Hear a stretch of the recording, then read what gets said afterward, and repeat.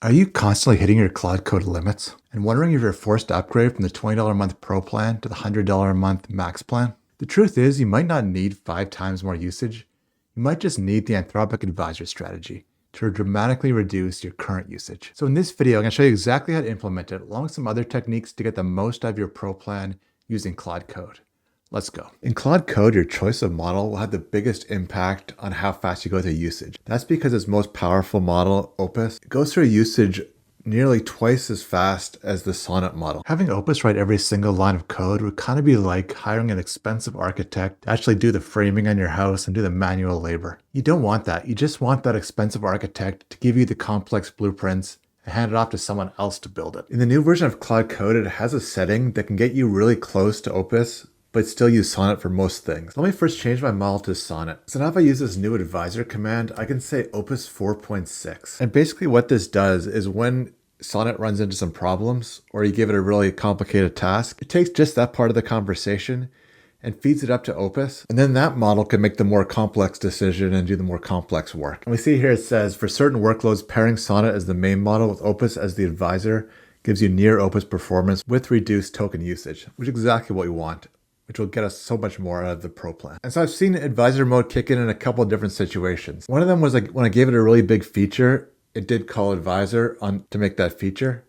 But the other more common thing I see is if you're asking the same question 2 or 3 times, it's going to then kick into that advisor mode because for those additional smarts to get through that situation. Another thing that would blow through all your Pro plan credits very quickly is not using plan mode enough. And that's because if you don't, and you don't have a good foundation of what you're going to do and a good plan for what you're going to do, it just makes common sense that it's going to burn through a whole bunch of tokens, redoing things, doing things differently in one place, not the same in the other place. So it's really in your best interest for usage efficiency to do planning first. And there's a related command to the one I just used that'll help you with this as well. If you do a /model and then Opus plan, what it's going to do is set a model where it uses Opus for the plan mode, but everything else uses Sonnet for the actual coding. So this is going to work together really nicely with that last command we just ran, because now we're really using Opus in all the right spots. So now if I just switch over to plan mode, you can see it automatically switched our model to Opus 4.6, and now I can just give it my new feature. And the other thing about plan mode is it generally is less token intensive than when you're actually coding. So that's another reason it really makes a lot of sense to use Opus 4.6.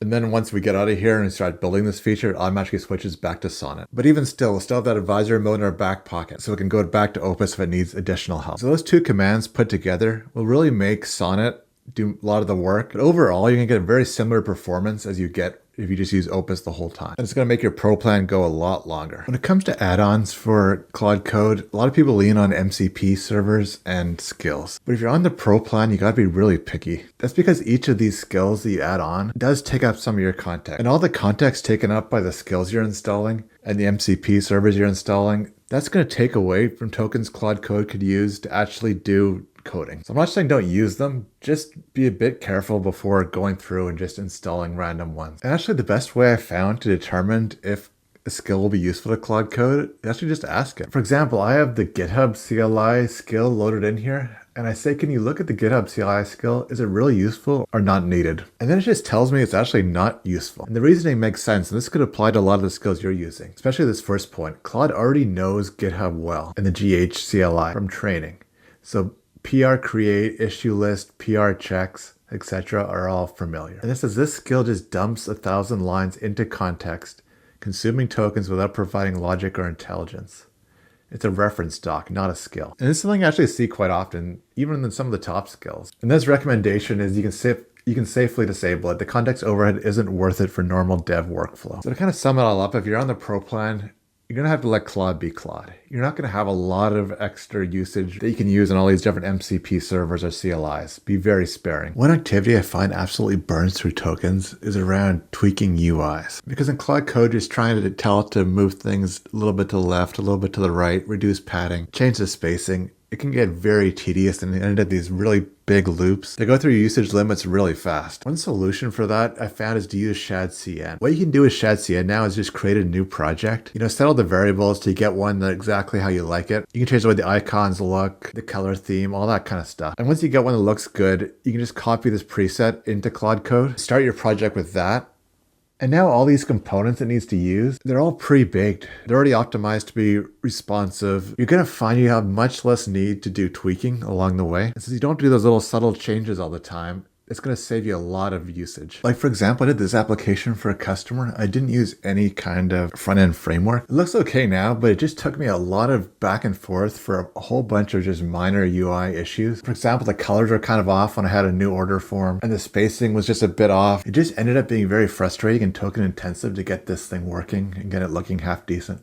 And then this one I built with the shadcn project. And this was a much easier experience to build. Much more token efficient and much less back and forth. I think it looks pretty good too. Save your tokens for a splashy landing page.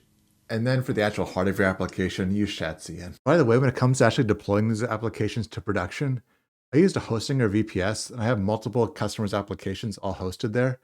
Been rock solid. Put together this guide, exactly how I did it, so it tells you what plan to pick. It shows you how to point a domain to the server. It shows you how to set up the key, so Claude Code has passwordless access all the time to the VPS. And then I give you all the prompts that I use to actually set everything up. If you want to do something like this yourself, I'll put a link to this guide in the description of the video.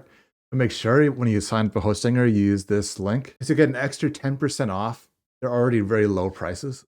A really good deal. When it comes to the CLAUDE.md file and your usage limits, it kind of cuts both ways. Because on one hand, this is that special file that gets loaded into context every single time you open a Claude Code conversation for that project. All this text in here, it's going to go against your usage limits. But the flip side of that is if this information is valuable enough, it's going to save Claude Code a lot of time trying to figure out where to make updates to the code. So really the key thing then is to keep this information concise enough so you're not really giving any information Claude Code doesn't already know. And I found actually the simplest way to do that is just do a /init. And that init command is what creates the CLAUDE.md file and lets Claude populate it with what it thinks is necessary. But after that, you can say, I'm trying to be very context efficient. So review and recommend a CLAUDE.md file with just what is needed. And that comes back with exactly what I want. This thing, there's a lot in here that's either obvious or discoverable by reading code. And with just that command, it cut the CLAUDE.md file from 205 lines to 90 lines. And it just kept the really important stuff. So it took the text stack down to a single sentence. It replaced the OCR flow with just 2 non-obvious facts that future Claude Code sessions will need to know. So if you're really trying to maximize your usage window, do create a CLAUDE.md file.